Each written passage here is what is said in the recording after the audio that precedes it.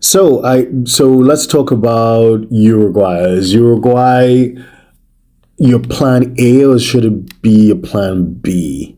So we did an hour long conversation last week, I think it was.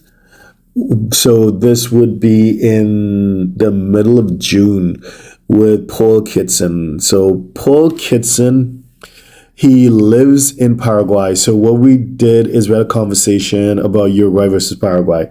So if you haven't listened to that, maybe and you are interested in Latin America, you might want to check him out, or you might want to listen to that podcast that we did last week. So anyway, so I was in Uruguay, as I mentioned, and spent time talking to lawyers and other professionals based in Montevideo, Punta del Este, Colonial de Sacramento, just to get that perspective as to how things work in Uruguay with that point of view. And again, as I mentioned, I have quite a few clients who, again, they're financially secure, financially independent. They're able to run their businesses. They from wherever in the world. They are completely location independent. They have investments. They live off those investments, as the case may be. So Uruguay has been coming up, and I thought I'll check it out just so that I have that perspective, especially in terms of taxation, so I can work with and advise my clients who want to consider that as an option, right? People have been pitching Uruguay as a plan B, but having visited Uruguay, my thinking is that Uruguay might actually be a plan A rather than a plan B. And here's why. Firstly, super low barriers to entry in terms of immigration. It's so easy. Those chasing commission will keep pushing the investment options, but there have been some recent changes in the law, which means that no investment is really required. If you have a Tier A passport, which of course all my clients do, you can arrive. It's super easy at the border. You just scan at the airport and you're in. No conversation or real questions.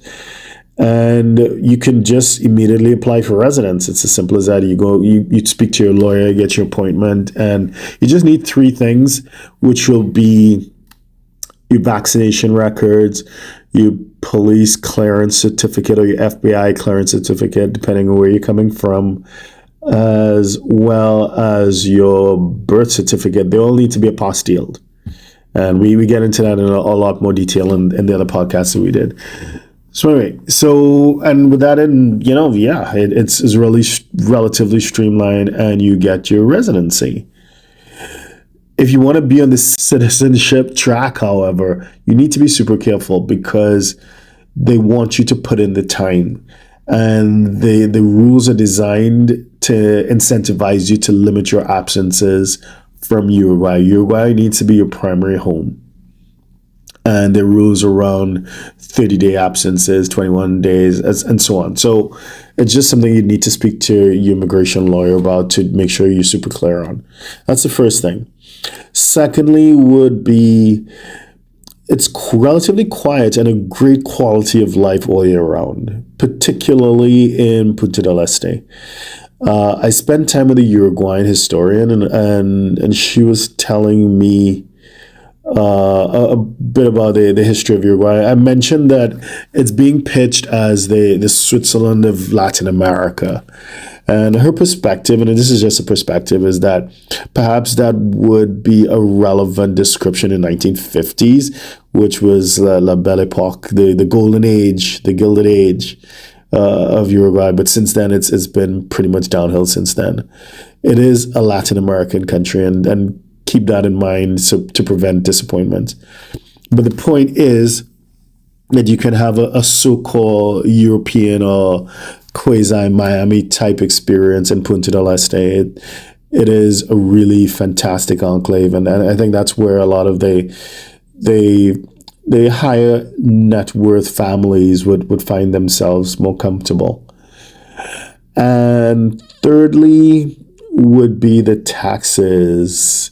The 5-year holiday is pretty attractive. And with that in mind, assuming that you respect the residency rules, you can have citizenship in as little as 3 years if you come with your family, or 5 years if you come on your own. So it is pretty attractive. Bear in mind, of course, that it's a tax regime that only lasts for 5 years. I've spoken to lawyers who have structures that may work beyond that, but the official government special tax regime that creates the territorial tax. Basically, you're not taxed on your foreign income. That only lasts for 5 years. Officially, that lasts for 5 years. I know people say they can help you beyond that, but officially it lasts for 5 years. So keep that in mind. Now so that's why I'm thinking it really is. It doesn't give you the excitement, the nightlife that some other Latin American cities will give you. But if you want that really calm, quiet, potentially tax efficient experience, then it's perhaps it could be primary, it could be your plan A rather than your plan B. But of course, it's up to you as an individual.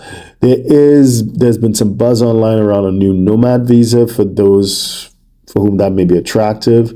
But to me, it's a non-issue. I think it's up to 6 months. But if you have a Tier A passport anyway, you have visa-free entry, and you can hang around for 90 days, then do a visa run. And then if you just want to be in Uruguay part-time anyway, for most people, that would be during the summer. And of course, the peak summer time, I guess, with all the festivals and stuff, would be December into January. Then why do you need a visa? You come, you spend your 90 days, and then you leave. So anyway, those are just my thoughts. What do you think?